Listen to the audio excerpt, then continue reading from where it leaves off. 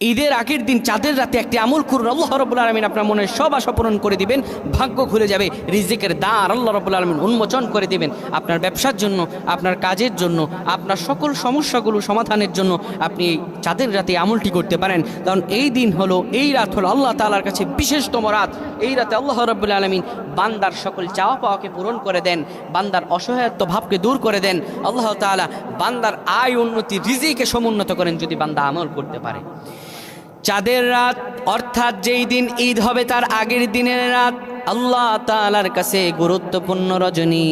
ওই রাতে বান্দা যদি আল্লাহর কাছে আমল করতে পারে, আমার আল্লাহ বান্দার দোয়া, বান্দার আমল কবুল করে নেন।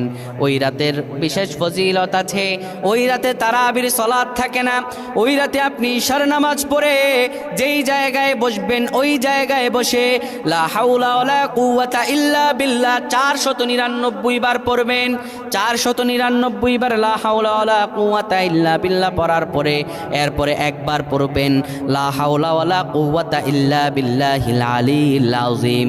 এরপরে 100 বার দুরূদ শরীফ পড়ে আল্লাহর কাছে দোয়া করবেন। দুটি হাত তুলে মনের সব আশাগুলো বলবেন, আমার রব আল্লাহ আপনার মনের সব আশাগুলো পূরণ করে নেবেন। আল্লাহুম্মা আমিন।